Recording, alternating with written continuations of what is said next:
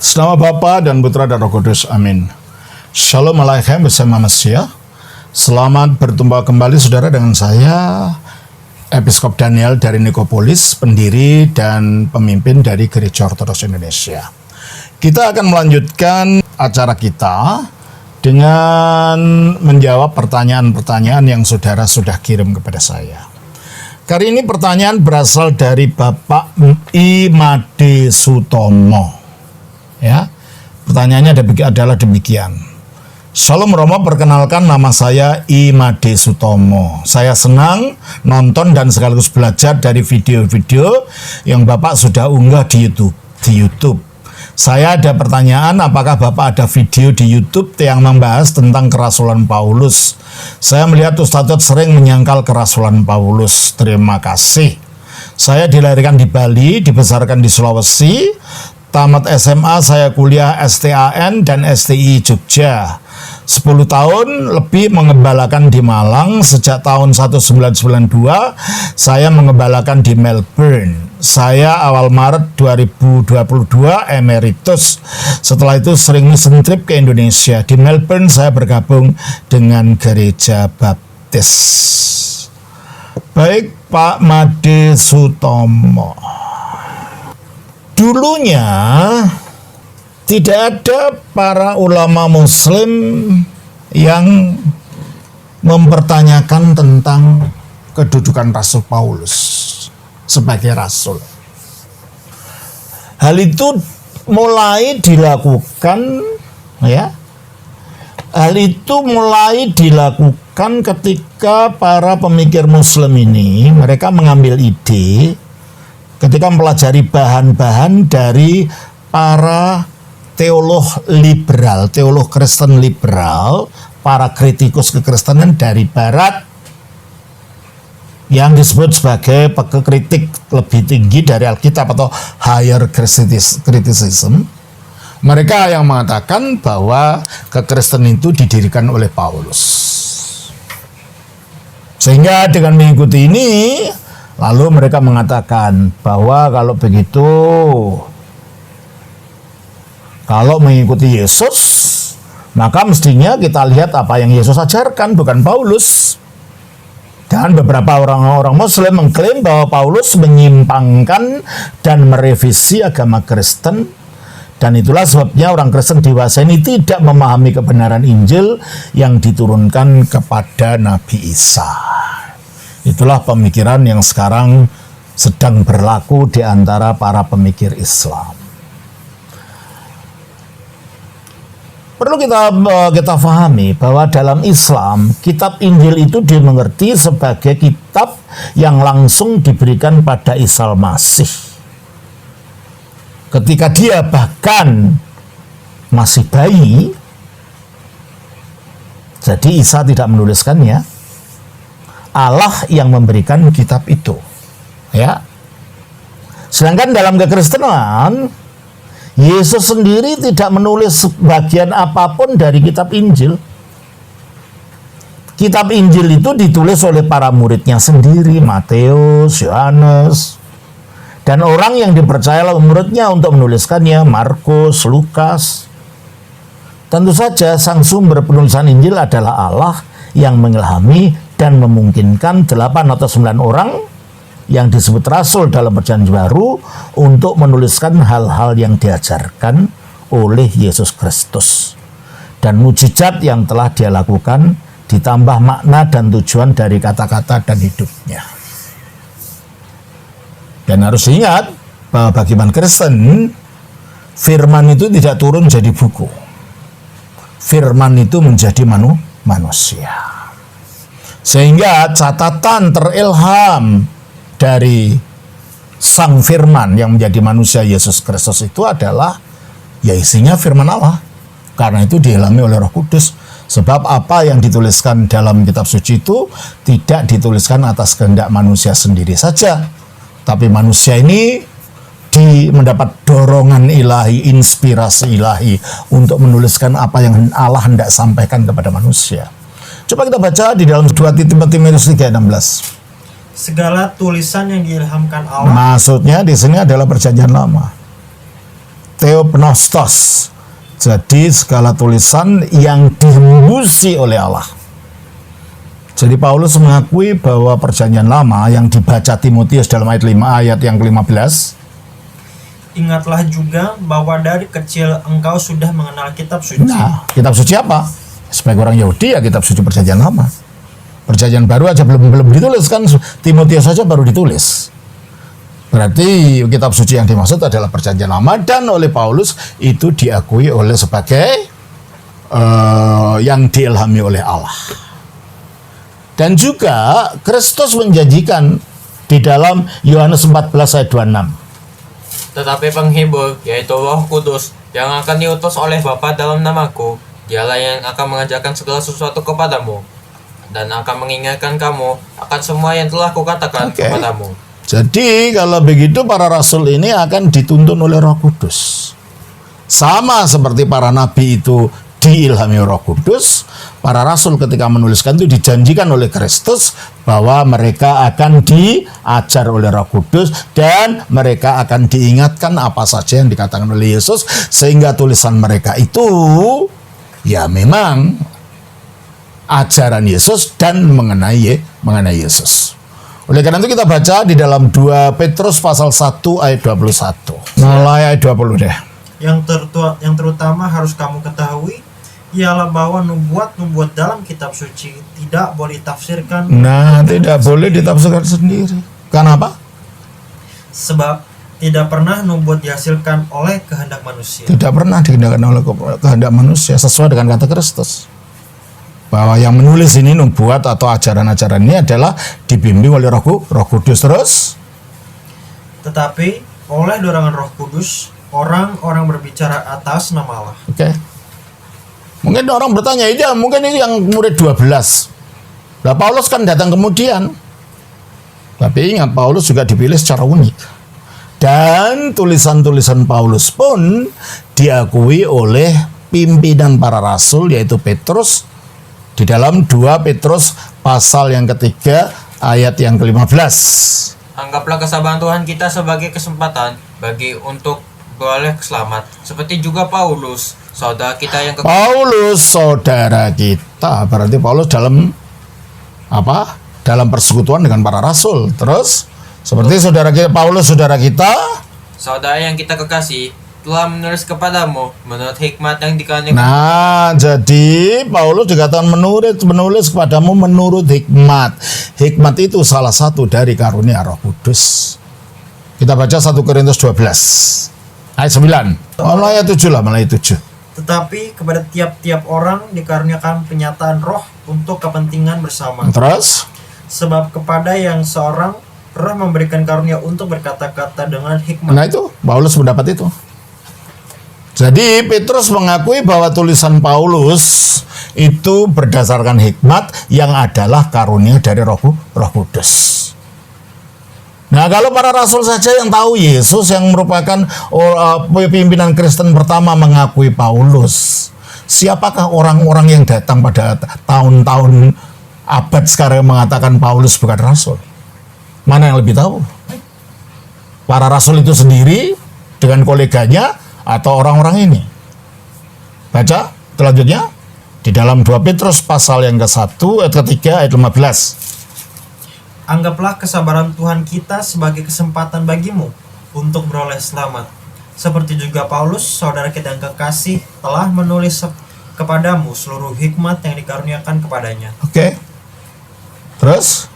Hal itu dibuatnya dalam semua suratnya. Hal itu dibuatnya dalam semua surat. Jadi surat-surat Paulus itu diakui oleh Petrus, dan tentunya kalau Petrus sudah mengakui, para rasul yang lain juga mengakui sebagai dari hikmat. Dan di dalam suratnya itu, karena itu bukan kata-kata manusia biasa, ada yang sulit dimengerti kalau orang itu tidak diterangi oleh Roh Kudus. Terus kan? Dalam semua suratnya, apabila ia berbicara tentang perkara-perkara ini, dalam surat-suratnya itu ada hal-hal yang sukar difahami, sehingga orang-orang yang tidak memahaminya dan yang tidak teguh imannya memutar balikannya menjadi kebinasaan mereka sendiri. Ini yang mengakui para rasul sendiri. Siapa kita mengatakan bahwa kita lebih tahu tentang Paulus? dan mengatakan dia bukan rasul. Ya. Jadi yang dimaksud para rasul di sini ya termasuk Matius, Markus, Lukas, Yohanes, Paulus, Yakobus, Petrus dan Yudas. Itu para penulis dalam Perjanjian Baru.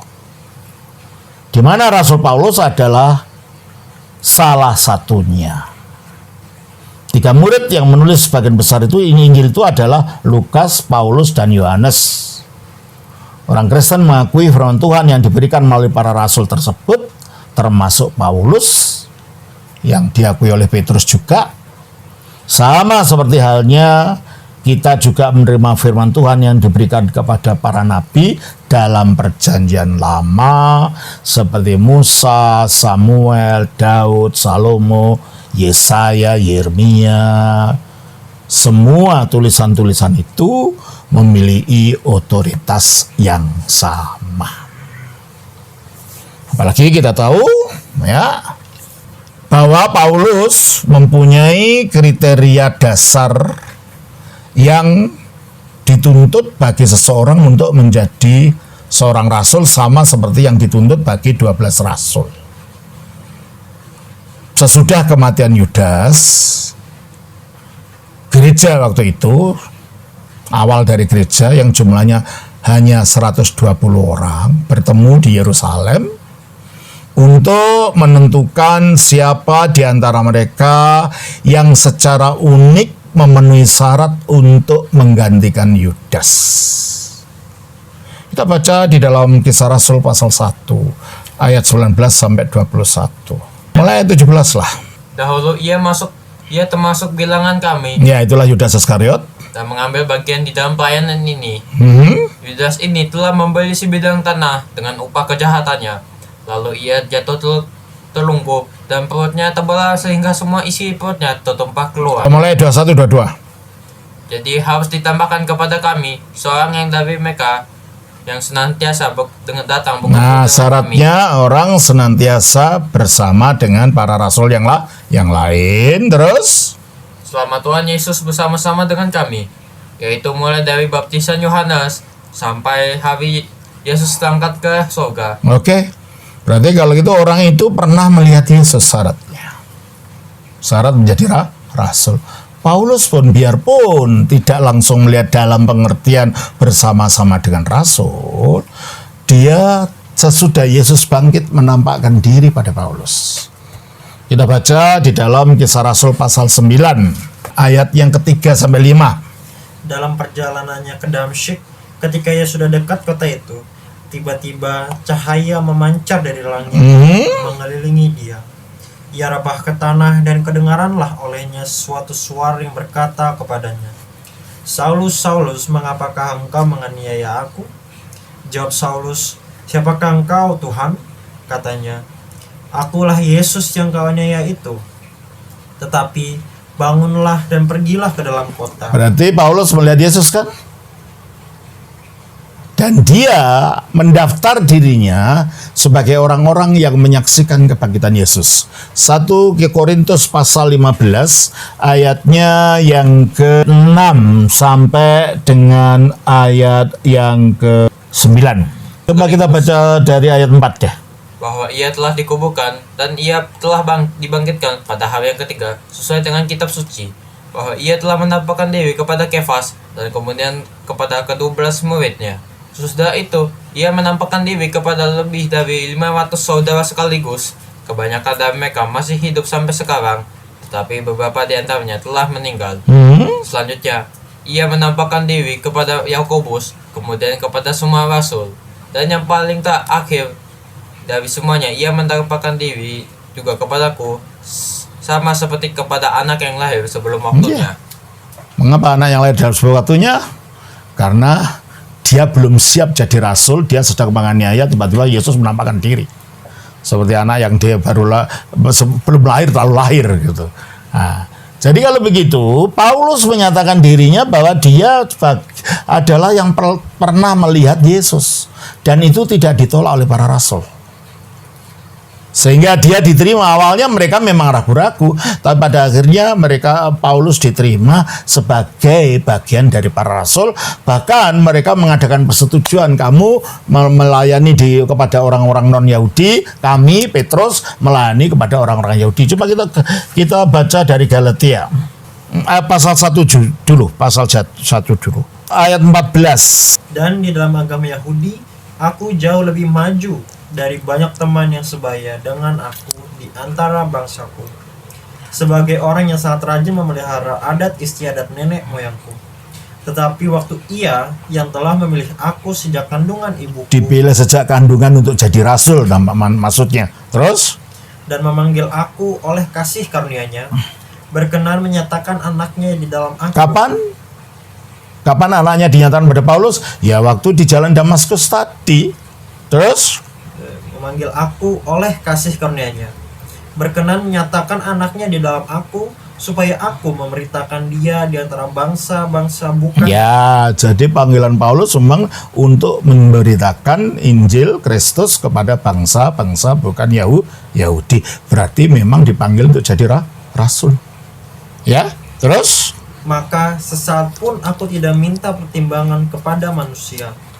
Juga aku tidak pergi ke Yerusalem mendapatkan mereka yang telah menjadi rasul sebelum aku. Iya dong. Tetapi aku berangkat ke tanah Arab dan dari situ kembali lagi ke Damsyik. ada kemungkinan dia pergi ke tanah Arab untuk mengabarkan Injil itu, atau dia merenungkan efek daripada penglihatan yang telah diterimanya di jalan di Damaskus ketika melihat Yesus itu. Dari situ dia merenungkan makna Yesus itu bagi dirinya, sehingga dia memahami tentang Yesus itu lebih dalam lagi. Nah, kita baca selanjutnya pasal 2, bahwa setelah beberapa tahun kemudian, coba pasal 2 ayat 1. Kemudian setelah lewat 14 tahun, aku pergi pula ke Yerusalem dengan Barnabas dan Titus pun. Lalu Paulus bertemu dengan para pimpinan gereja. Dengan pimpinan gereja yang waktu itu adalah Petrus, Yakobus, dan Yohanes. Coba kita baca ayat 6, ayat 5. Tetapi sesaat pun kami tidak mau mundur dan tunduk kepada mereka. Ya, maksudnya para pengajar sesat waktu itu. Terus? Dan tunduk kepada mereka agar kebenaran Injil dapat tinggal tetap pada kamu. Dan mengenai mereka yang dianggap terpandang itu, bagaimana kedudukan mereka dahulu, itu tidak penting bagiku, sebab Allah tidak memandang muka. Bagaimanapun juga, mereka yang terpandang itu maksudnya di sini adalah Petrus, Yakobus, dan Yohanes. Terus? Tidak memaksakan sesuatu yang lain kepadaku. Berarti kalau begitu, tidak ada yang tidak disetujui ajaran Paulus dari para rasul yang lain. Karena Paulus tidak dipaksa untuk mengubah ajarannya. Mereka menerima, iya, kamu benar. Terus ayat 7. Tetapi sebaliknya, setelah mereka melihat bahwa kepadaku telah dipercayakan pemberitaan Injil untuk orang-orang tanpa berarti Injil yang diberitakan oleh para rasul di Yerusalem maupun yang diberitakan Paulus diakui sebagai Injil yang sama. Berarti Paulus memang diakui sebagai rasul untuk bangsa-bangsa yang tidak bersunat, maksudnya non-Yahudi. Terus sama seperti kepada Petrus untuk orang-orang bersunat. berarti ini hanya masalah perbedaan wilayah pelayanan saja. Tetapi yang diberitakan adalah sama, dan Paulus tidak dituduh akan kesesatan apapun oleh para rasul awal ini. Terus? Karena Ia yang telah memberikan kekuatan kepada Petrus untuk menjadi rasul bagi orang-orang bersunat, Ia juga yang telah memberikan kekuatan kepadaku untuk orang-orang yang tidak. Berarti di sini Paulus diakui sebagai rasul oleh Petrus dan teman-temannya. Terus? Dan setelah melihat kasih karunia yang dianugerahkan kepadaku, maka Yakobus, Kefas, dan Yohanes yang dipandang sebagai soko guru. Nah, itulah pimpinan gereja awal, yaitu Yakobus, Kefas yaitu Petrus, dan Yohanes. Terus berjabat tangan dan setuju saudara, ajaranmu dan ajaran kita sama. Kamu tugasmu untuk orang-orang non-Yahudi, kami tugasnya untuk orang-orang Yahudi. Terus berjabat tangan dengan aku dan dengan Barnabas sebagai tanda persekutuan. Tanda persekutuan. Jadi Paulus tidak dianggap sesat oleh para rasul yang lain. Mereka bersekutu, mereka mengakui bahwa Paulus mendapatkan karunia. Berarti kerasulan Paulus itu tidak diragukan oleh para rasul mula-mula. Dan tidak ada yang mengatakan kamu bukan rasul. Dan Paulus bahkan mengatakan di dalam 1 Korintus 9 ayat 2, ayat 1 dan 2. Bukankah aku rasul? Bukankah aku rasul katanya. Dan tidak ada yang mengatakan bukan, nggak ada yang mengatakan begitu. Berarti orang-orang Kristen pada waktu itu mengakui dia memang rasul.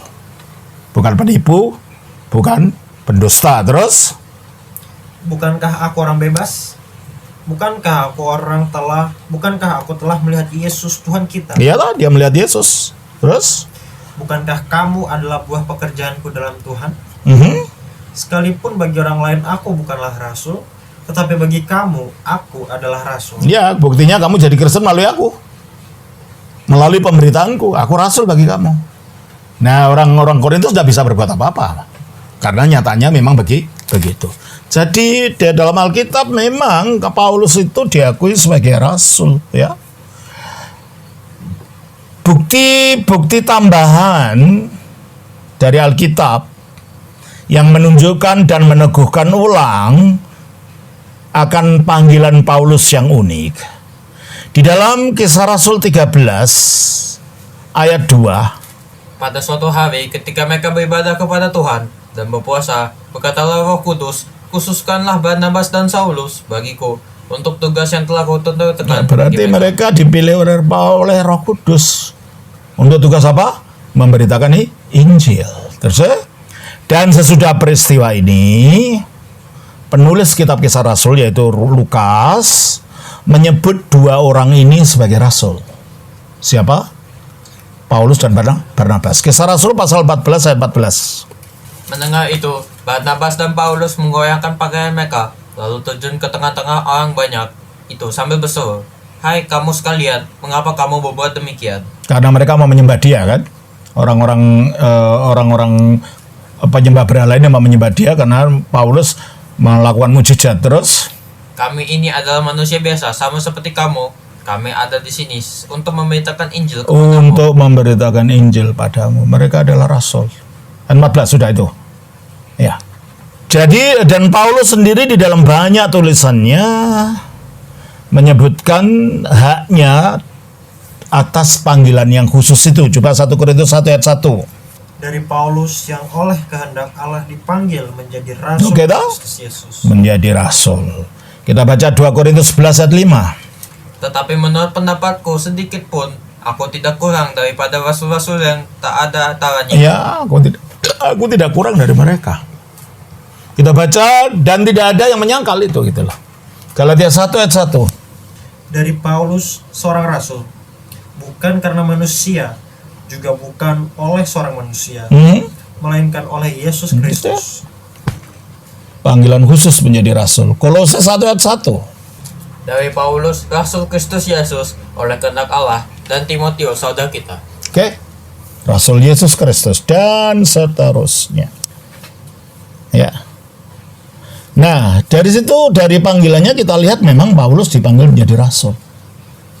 Rasul tapi bukan rasul dalam pengertian Islam ya. Rasul dalam pengertian memang yang diutus menjadi pekabar Injil Yesus Kristus dan mendapatkan ilham secara khusus dari Roh Kudus. Nah, apakah betul Paulus itu ajarannya bertentangan dengan ajaran Yesus? Dan biasanya yang akan dijadikan masalah adalah tentang Tritunggal, tentang keilahian Yesus, tentang penyalibannya. Mungkin kita batasi pada itu saja bahwa ajaran Paulus itu tidak berbeda dengan ajaran Yesus. Coba kita lihat. Di dalam mengenai ajaran Allah saja. Kita baca dalam Yohanes pasal 17 ayat 1.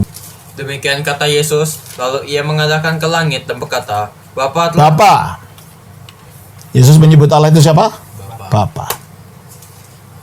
Pasal ayat 3. Inilah hidup yang kekal itu, yaitu bahwa mereka mengenal Engkau. Siapa engkau di sini? Bapa tadi. Sebagai apa? Satu-satunya Allah yang benar. Jadi menurut Yesus satu-satunya Allah yang benar itu siapa? Bukan Allah Subhanahu wa taala.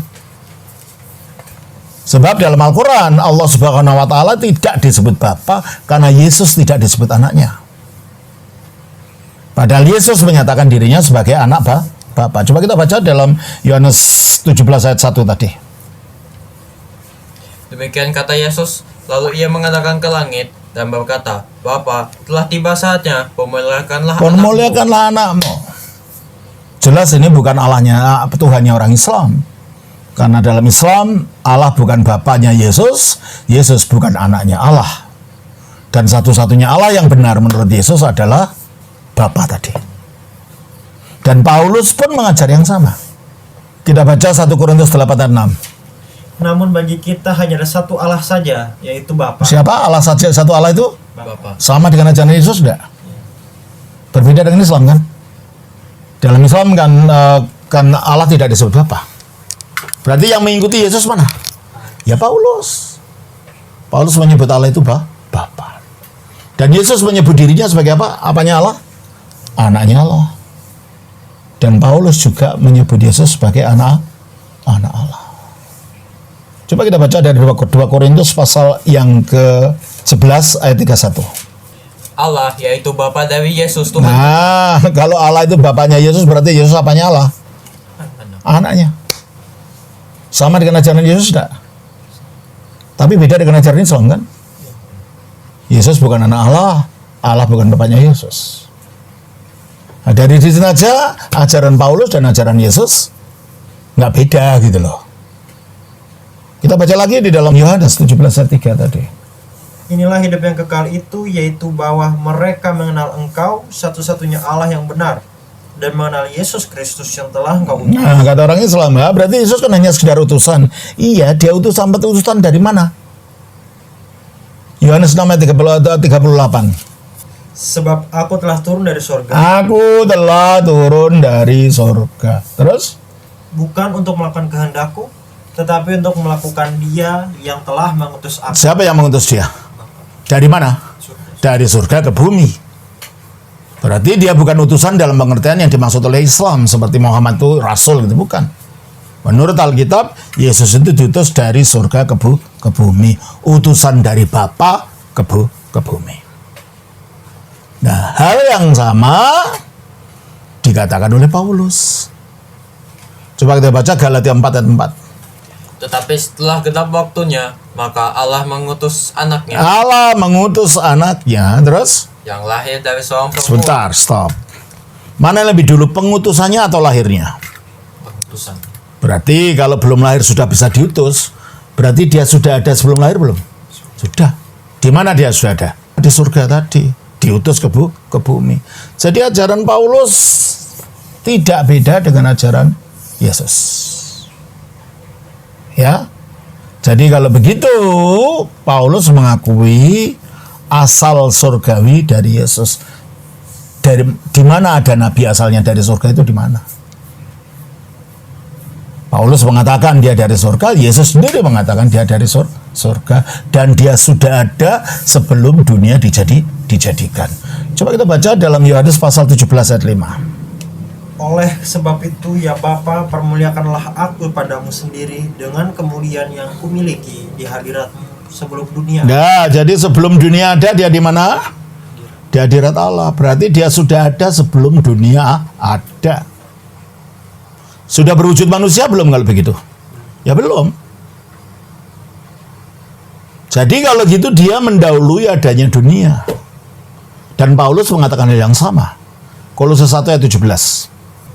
Dia ada terlebih dahulu. Dia ada terlebih dahulu dari segala sesuatu. Segala sesuatu ini apa? Ya ciptaan.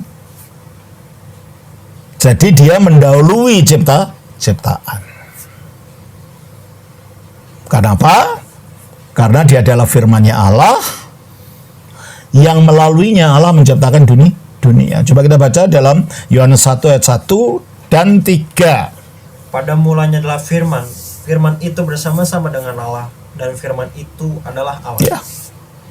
Karena dia satu dengan Allah, dia memiliki kodrat Allah.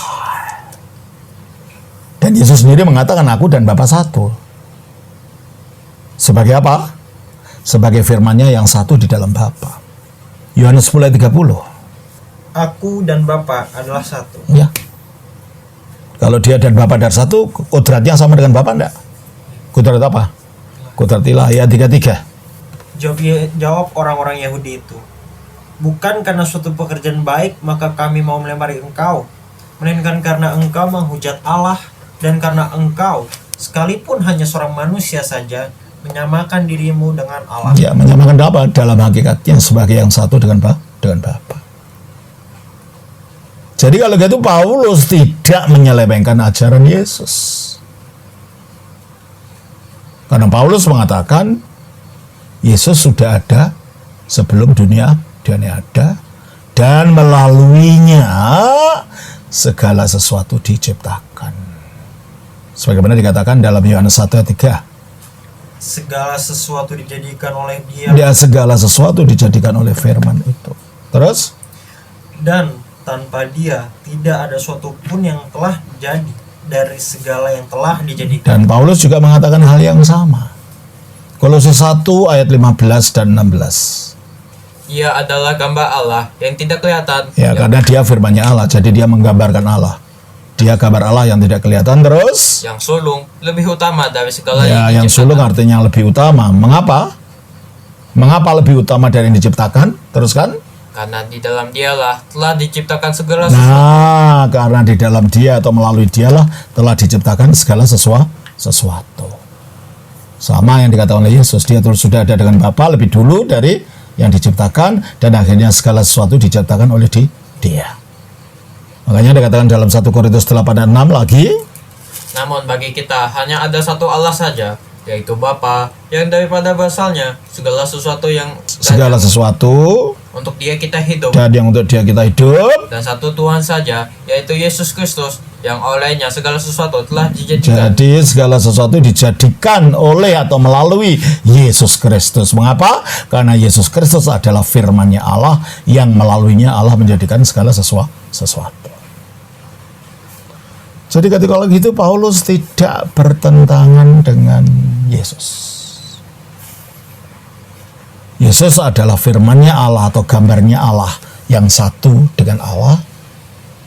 Dan di dalam Allah yang satu itu di samping ada firman-Nya, ada juga rohnya. Coba kita baca dari 1 Korintus 2 ayat 11. Siapa gerangan di antara manusia yang tahu apa yang terdapat di dalam diri manusia selain roh manusia sendiri yang ada di dalam dia? Ya, jadi rohnya manusia dari mana manusia? Di dalamnya manusia. Terus? Demikian pula lah tidak ada orang yang tahu apa yang terdapat di dalam diri Allah selain roh Allah. Nah, jadi kalau itu rohnya Allah di mana? Di dalamnya Allah. Bagi di dalam Allah yang esa, yang Bapa itu, di samping ada firman-Nya, ada rohnya, dan Yesus pun mengatakan hal yang sama. Roh inilah yang disebut Roh Kudus itu. Kita baca dari Yohanes pasal 15 ayat 26. Jikalau penghibur yang akan kuutus dari Bapa datang, yaitu roh kebenaran yang keluar dari Bapa. Nah, roh kebenaran keluar dari mana? Berarti aslinya di mana? Di dalam Bapa. Sama kan? Jadi di dalam Allah yang esa itu ada firman-Nya, ada rohnya. Itulah ajaran Yesus, itulah ajaran Paulus. Paulus tidak mengubah apa-apa dari ajaran Yesus. Selanjutnya mengenai penyaliban, katanya Pauluslah yang mengajarkan Yesus disalibkan. Padahal Yesus tidak disalibkan.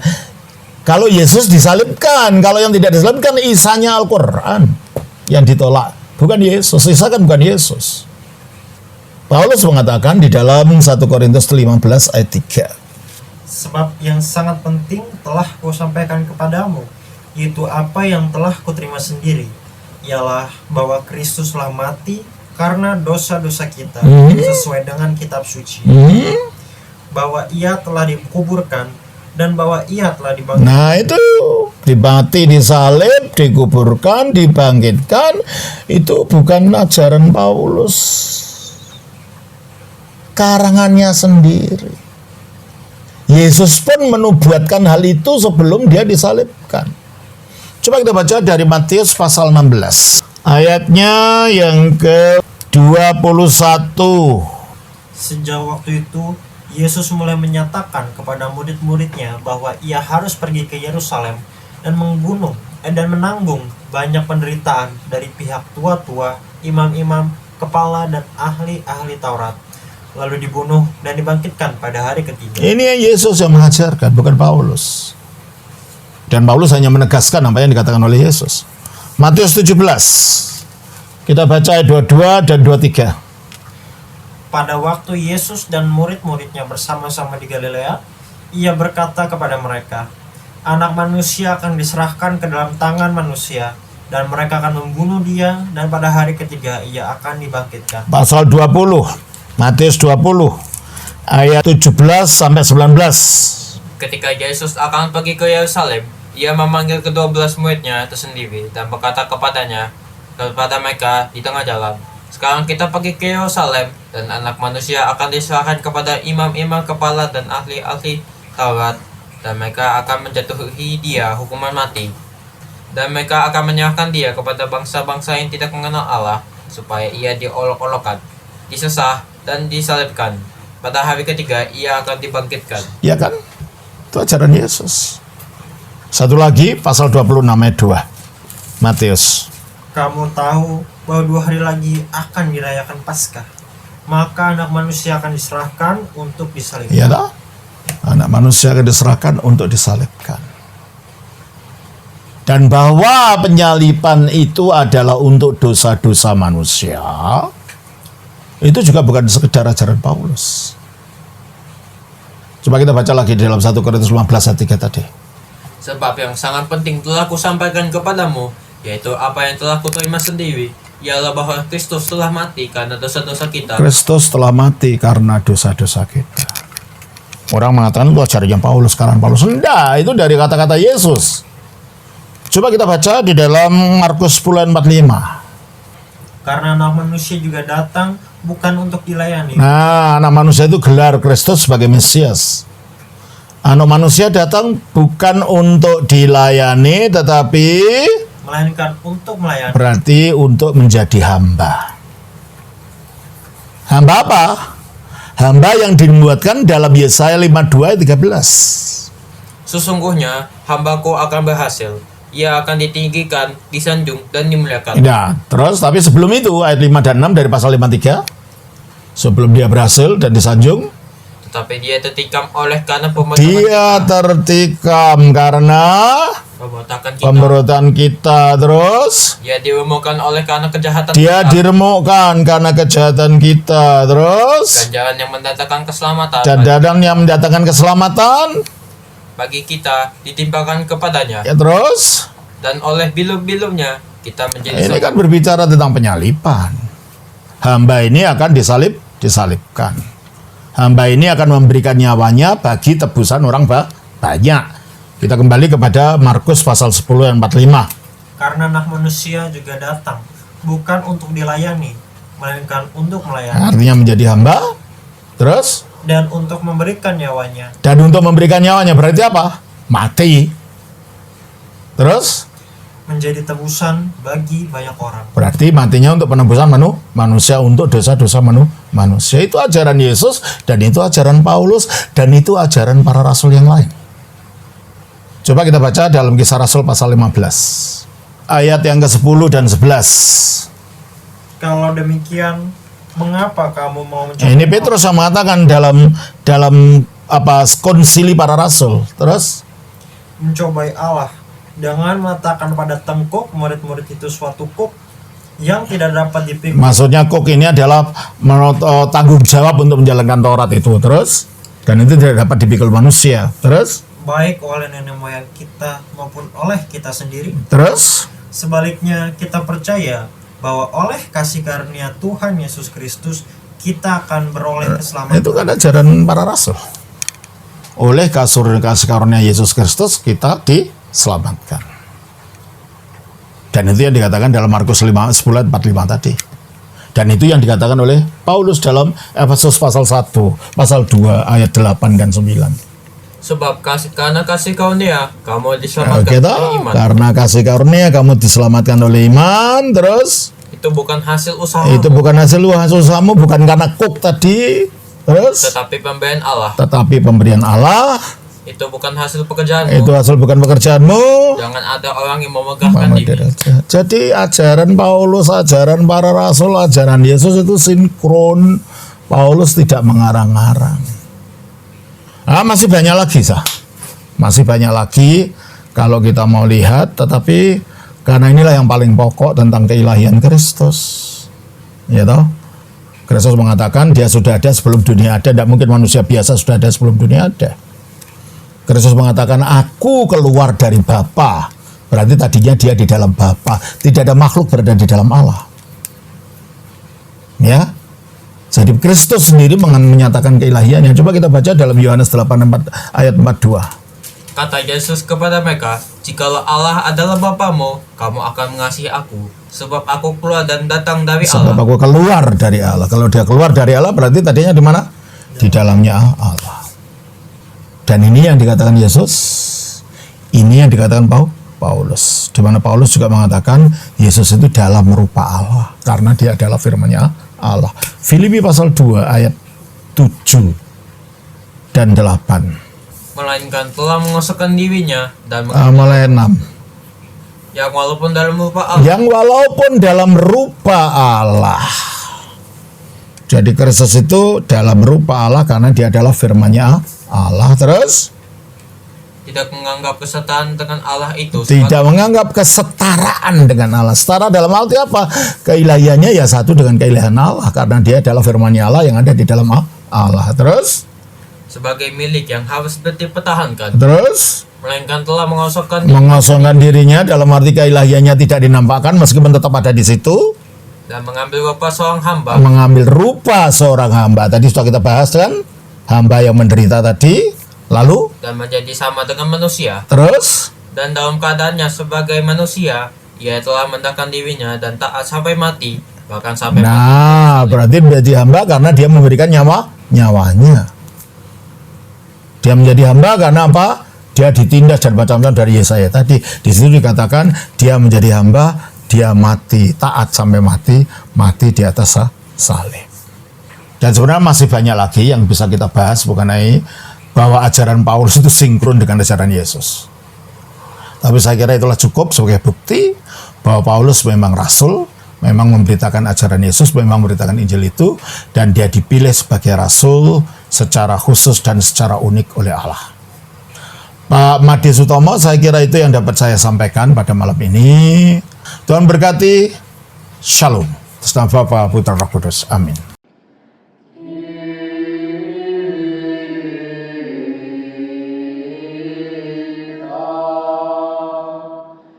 Ya